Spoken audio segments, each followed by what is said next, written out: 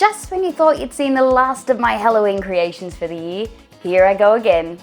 This week I'm showing you how I made this creepy witch that sits on a hand-painted cake with a real toffee apple topper. I hope you enjoy this week's video.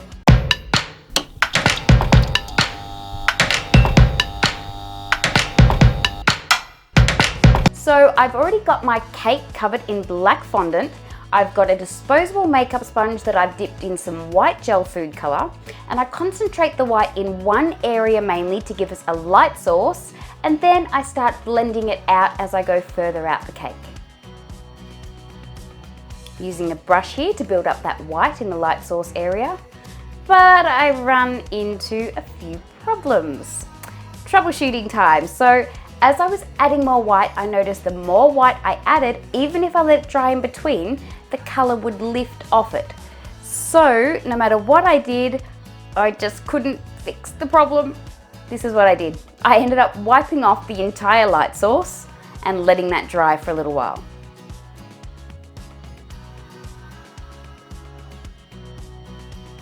Then I came back in with a disposable powder puff, I suppose you'd call it, and I literally just rubbed it all over the center of the cake. And then I took the sponge again and added a little bit of water and just ended up blending out the sides once again. And then, just like you do with makeup, I went in with some setting powder, which in this case happened to be some white petal dust, and just set all of that white paint. It ended up working out pretty well. To paint our forest, our creepy forest, firstly our tree trunks, I've taken some edible art paint in black, a very fine brush, and I've started from the bottom applying a bit more pressure and then easing off the pressure as I go higher to make it thinner as we reach the top of the trunk. Make sure they're a bit ragged because, you know, you don't want them straight up and down and too clinical looking, I suppose. I started with black trunks in the center, and as I went outwards on the cake, I'd go a bit lighter. So I'm going in with some gray now, some gray trunks, and then finishing up with some white.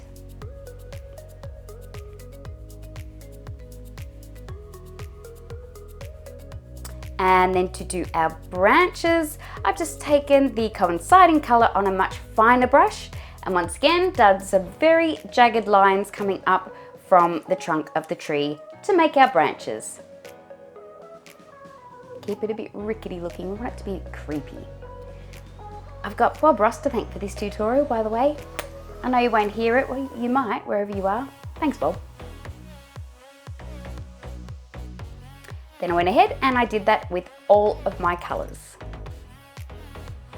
And to finish it off, I've taken another disposable makeup sponge and just run it across the bottom of those tree trunks to make it look a little eerie. On to making our witch figurine. So I've taken some very light green modelling paste and I've rolled it into an egg shape, made marks in the centre where her eyes will be, and then a mark down the bottom where her mouth's going, which also creates the nose in the process. This lady's a bit old, so we need some lines. You know these ones here? Yeah. Put those in with a tool, and then I've marked out where her nose will be. Now I'm making her mouth, pulling up that top bit of modelling paste, and then using my Dresden tool to shape those lips. The Dresden tool is the best universal cake tool ever. Let me just tell you, you must have one. Some more lines. Now I'm taking my sugar shaper and making some more lines to create the jowls.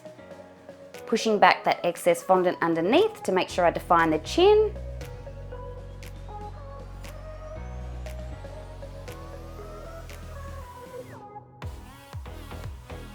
Then I've taken that sugar shaper again and I've made a couple of sections where I'm putting her eyes, or her eyeballs. Few more lines and defining around the edges of the nose with, once again, the Dresden tool. Excuse the dreamy effect that's on my camera here. I don't know what happened, but I accidentally had it on and forgot to turn it off. I've rolled out some round balls of modelling paste, popped them in for the eyes, and now it's time to build up around the eye. So I've just taken a piece of modelling paste and wrapped that around the top of the eye for the eyelid. And I'm adding some lines in there to make sure it looks a bit old and aged and droopy. And then I add another piece on top of that for a bit of excess skin on the top of the eyelid. Once again, using my Dresden tool to blend that all in. I wanted to make a witch's pointy nose, so I've just added an extra bit of modeling paste on there and blended it in once again with the magical Dresden tool, and she's ready to go. Okay, so I ran into the same problem with the eyes. I wanted them milky and murky, and so I'm hand painting them here with some white gel color, which of course gets picked up as soon as I put the grey on. But I ended up just letting it slide. Now, to bring this witch to life, I've used a few different colours of petal dust and just gone around all those wrinkles and crevices and grooves and started adding that petal dust to it lightly. Start lightly, build up. So I've used black, I've used a tawny sort of brown, and I've used some green, and some of them I've mixed together as I've gone along. It's just the aesthetic, whatever you like. I've taken a fine brush and just added a black line on the top of her eyelid. And then I've taken some pink petal dust, mixed that with a little bit of water and popped that on the bottom eyelid and coloured up her lips a little bit. Don't forget to do inside her nostrils too. Not with the pink, not with the pink, with the black. A little bit of glaze and she was ready. Okay, now I'm making my little apple for her to hold.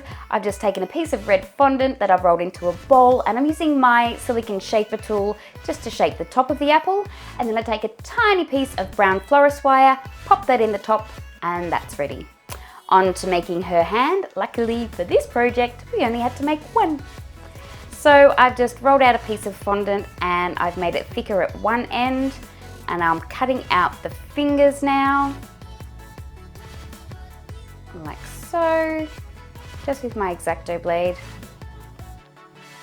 and then just elongate those fingers until they're all done. If you want to see how I create hands a little more in depth, just pop over and have a look at my Beach Baby tutorial and you'll see how I do it there. I pop the apple in her hand, wrap those fingers around it, and it's ready to go.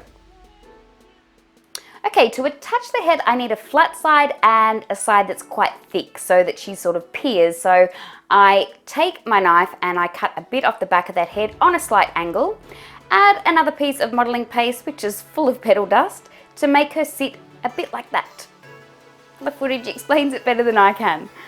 Now, to attach her head to the cake, I've just put some toothpicks where I want her to go. And then I'm adding some royal icing for some extra security on the back of her head. Push that onto the cocktail sticks. You may need to hold it for a minute, but it will stay. And there she is, ready to get dressed. Oh, after she has her hair done.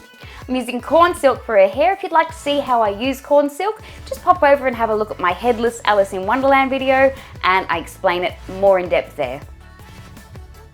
There she is. Now, I'm taking a oval piece of black fondant that I'm just pressing directly onto the cake, attaching that with some piping gel for her body. And I'm saying body like that because you're not going to really see her body. I'm about to go in and add some draping. So I'm just taking some thin pieces of rolled out black fondant and I'm attaching it under her neck. It will go in focus in just a minute, in a pleated sort of style. And if you continue with the pleating, you can keep adding pieces until you're happy with how it looks, and you won't be able to see the joins because it's pleated. Clever, huh? Just continuing to add those pieces of fondant, pleating as I go. And now I'm going to add her arm. So find the placement that you want to put the arm, pop that in.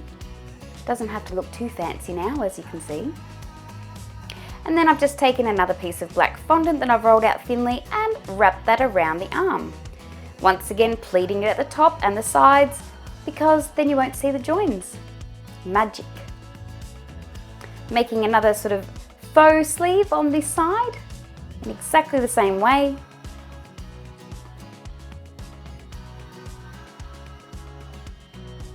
And then of course, to make her hood, I've done exactly exactly the same thing. Don't worry that it doesn't go all the way over the head. We'll remedy that in a moment.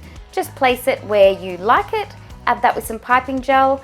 And then I've just taken another thin piece of black fondant and wrapped it around the other side of her head, attaching it to the top, and it then looks like it's all one piece. Bit of hairstyling. And now I'm adding a bow and some ribbons just to finish the cloak off. To finish the cake off, I made some toffee apples, or in America you call them candy apples. So I've just put some washed and dried apples on some lollipop sticks.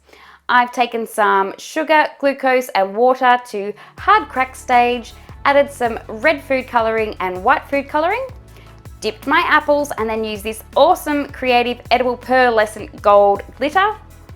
Gave that a bit of a sprinkle, set it aside to dry, and that was that.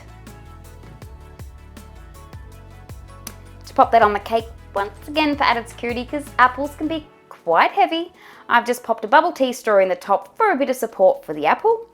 Popped a little bit of royal icing on top of that, and the apple goes on top. And then of course I had to make another stem because I'd taken it out to dip my apple, so that was just some florist wire. And that was that. That's how I created my spooky forest witch cake with a candy apple topper.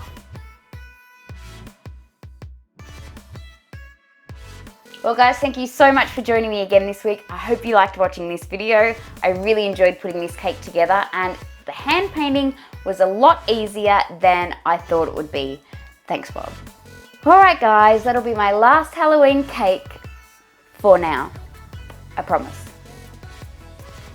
No, it will be. Not that I won't be doing more spooky cakes, but that's my last Halloween installment.